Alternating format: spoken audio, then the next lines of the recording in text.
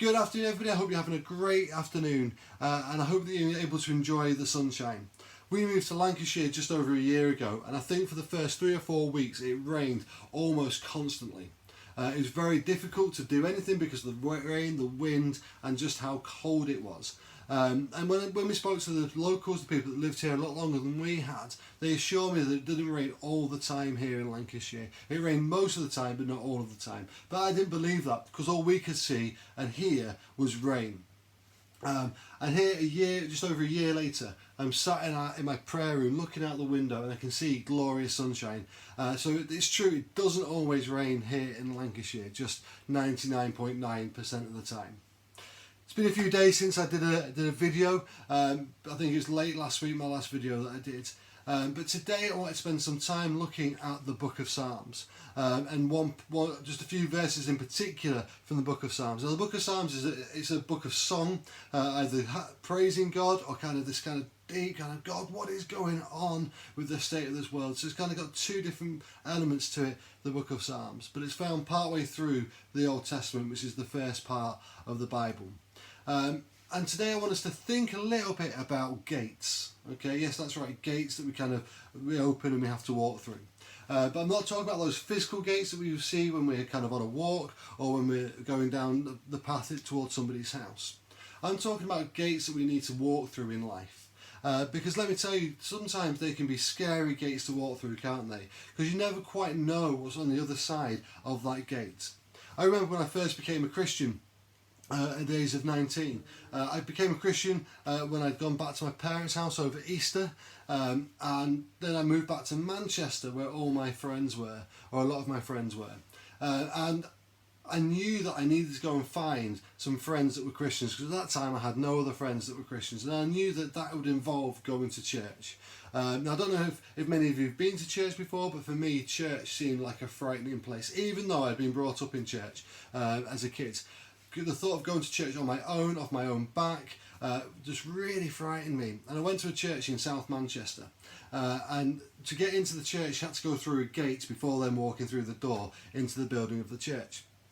And I remember getting off the bus and kind of stood on the street staring at that gate thinking, I'm not sure I've got the guts to go through that gate. I'm a little bit scared as to what might be on the other side. I'm a little bit worried as to what I might encounter or what I might be expected to do as I walk through that gate.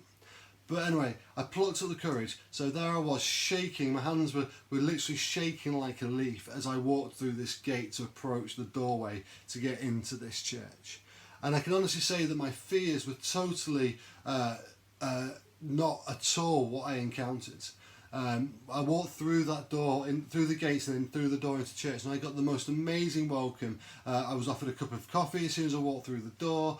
People wanted to find out about me, and people just genuinely chatting to me. And actually, I ended up going to that church for the majority of the first few years of me being a Christian before I then moved on to do something else. But that church gave me an amazing friendship. It gave me amazing support and people prayed for me constantly. But it's a gate and a door that I was so scared about walking through. But the reality was there was nothing wrong with that gate. It was a very good gate for me to walk through. There have been other times where I've gone through gates that have been scary. I remember moving to Salford for the first time to take up a job there as a youth outreach worker. And that was a scary move to make because I was moving and leaving the friends I'd made in church, the ones that had loved me and cared for me so much. Then I was moving away from them in order to start this new job, and that was a really scary gate to walk through. But again, it was a gate that worked out. And just recently as a family we had to walk through a gate that was quite a scary gate to walk through, leaving our friends and our family and our church family, that is, and our people that we had great friendships with, leaving them to move to a place called Darwin in Lancashire. Not many people know where that is, and I totally get that. But that was a scary gate for us to walk through as a family, kind of moving into the unknown. A new job for me, a new house for us, new schools for the boys, all very frightening and a very difficult gate for us to walk through. But again, an exciting gate and one that has totally worked out for us, and a gate that wasn't as scary to walk through as we first thought. There have been other examples in my life where I've walked through gates that haven't been the best gate for me to walk through. And that's been painful and that's been difficult. And I guess a lot of the time you don't really know what type of gate you're walking through until you've walked through it. And that's kind of one of the difficult things, I think. But the psalm that I wanted to look at today is from Psalm 24. And I'm reading from verse 7 here. And it says this: "So wake up, you living gateways. Lift up your heads, you ageless doors of destiny. Welcome the King of glory, for he is about to come through you. You ask, who is this glory King? The Lord armed and ready for battle, the mighty one, invincible in every way. So wake up, you living gateways, and rejoice. Fling wide, you ageless doors of destiny. Here he comes. The King of glory is ready to come in." And so this is a psalm all about gateways, but again, we're not talking about the physical gateways that we might walk through. This time we're talking about more of a spiritual gateway, I think, and kind of a gateway of our hearts almost. And so I think the psalmist here is encouraging us to open up the gates of our hearts because the King of glory is coming, for he is about to come through. And who is this King of glory? Well, it says he's the Lord who is armed and ready for battle. The mighty one, invincible in every single way. So wake up, you living gateways, and rejoice. Fling wide, you ageless doors of destiny, because here he comes. The King of glory is ready to come in. Now, as Christians, we've celebrated something called Palm Sunday, which is where Jerusalem essentially welcomed Jesus as their king. They opened up their gates of the city and welcomed Jesus in, laying down palm leaves and shouting Hosanna, which means God saves. And that's what my question to you today is, my challenge to you today is, can you open up the gates of your heart to allow the King of glory to come in, to allow Jesus to come in, to be King of your life, because he is the mighty one, because he is invincible in every way. So will you allow the gates of your heart to wake up? Would you allow them to rejoice? Would you fling wide those ageless doors of destiny that we're talking about, those doorways in your heart, so that you can let the King of glory in, so that you can let Jesus enter? Because let me tell you, if you allow this gate to open and allow Jesus to come in, you will be not disappointed. You will be able to live with Jesus being King of your life. You'll be able to live with him for the rest of your life. You'll be able to go through every single trial that you go through and that you face with Jesus, the King of glory, the invincible one, the one who is armed and ready for battles that we don't need to fight anymore, because we've got him fighting on our behalf.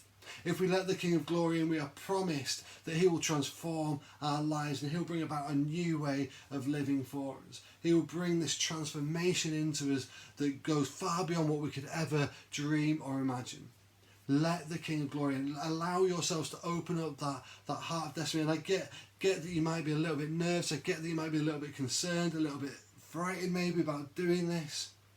But why not give it a go? We're approaching Easter at the moment. We're coming up towards Good Friday.